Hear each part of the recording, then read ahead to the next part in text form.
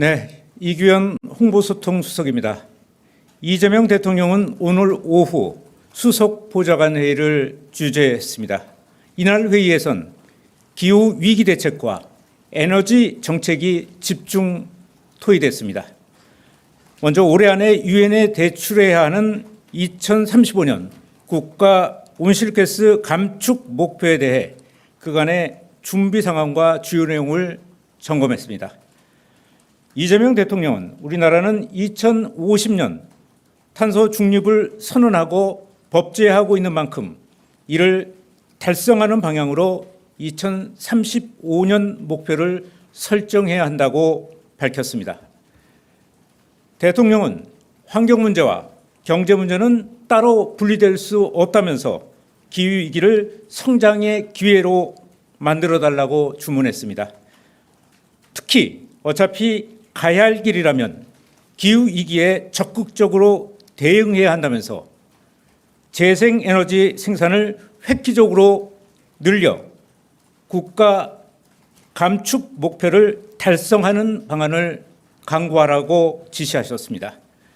아울러 철강, 정유, 화학 등 일부 업종의 특수성도 고려해서 정책을 추진해야 한다고 덧붙였습니다. 끝으로 대통령은 온실가스 감축 목표를 달성하다 보면 전기 요금이 오를 수밖에 없다면서 적극적으로 국민들에게 이를 알려 이해와 동의를 구해야 한다고 강조했습니다. 이상입니다. 네, 지금 요 발표 이후에 AI 수석님 간담회가 있죠. 취소가 안 됐죠. 네, 궁금한 거 있으면은 AI 수석님한테 자연스럽게 이어서 물어보시는 것도 좋을 듯합니다. 네, 그래도 궁금한 게 있다면 말씀하십시오. 네.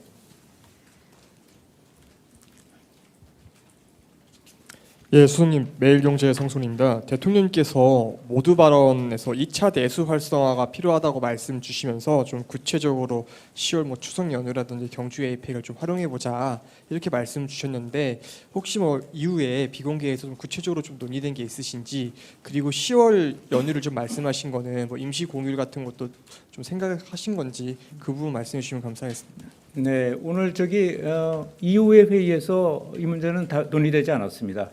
온실가스 감축 목표와 관련된 얘기를 집중 토의했기 때문에 이 문제는 저희가 또 준비를 해서 대통령의 지시사항을 이행해야 된다고 봅니다. 네. 네, 저 TV조선 최민식입니다. 전기요금이 오를 수밖에 없다고 말씀을 주셨는데, 그럼 앞으로 얼마나 어떻게 올릴 건지는 산업부가 추후 발표를 하는 건지 궁금하고요. 예. 그리고 이제 철강, 정유, 화학 일부 특수업종의 특수성을 좀 고려해야 한다고 말씀을 주셨는데, 이거 어떤 방향으로 어떻게 고려되는 건지 좀 궁금합니다. 이제 이쪽들이 굉장히 많은 탄소의 부담을 안고 있는 거죠. 탄소 비용에 대한 부담을 안고 있기 때문에 일률적으로 산업의 잣대를 일률적으로 들이대면 산업에 영향을 줄 수 있기 때문에 이를 잘 살피라고 얘기하셨습니다. 또 전기요금 같은 경우에는 온실가스의 감축 목표를 높여가면 갈수록 전기요금의 요금 압박이 좀 생길 수밖에 없는데, 그렇다고 해도 여러 가지 어떤 취약계통의 압박이나 이런 것들은 잘 살펴야 한다. 그것이 바로 취약계층으로 바로 전가되는 거, 이런 것들은 잘 봐서 해야 된다고 하고, 또 전체적으로 봤을 때 세계적인 어떤 선진국들이 가고 있는 방향이나 이렇게 봤을 때 기본적으로 온실가스 감축을 회피할 수는 없는 거고, 그래서 그러면서도 우리가 재생에너지를 빨리 늘려나가서 최소한 타격을 좀 경감시켜 나가야 되고, 또 전기요금이 이대로 만약에 감축 목표를 시행하다 보면 전기요금이 좀 오를 수밖에 없는 부분이 있는데, 이런 부분들을 우리가 빨리 재생에너지를 높여서 그 압력을 최소한으로 조금 줄여나가야 된다. 이런 취지로 말씀하신 겁니다. 네? 예, 그렇지는 않습니다. 그건 이제 지금부터 좀 고민을 해야 되겠죠. 이제 우선 오늘 2035년까지 우리가 해야 될 것을 올해 안에 결정을 해야 되지 않습니까? 감축해야 될 목표를.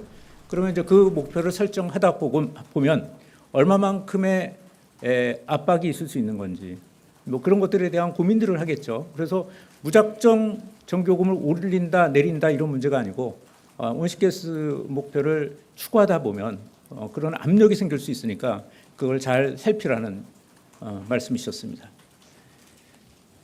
예.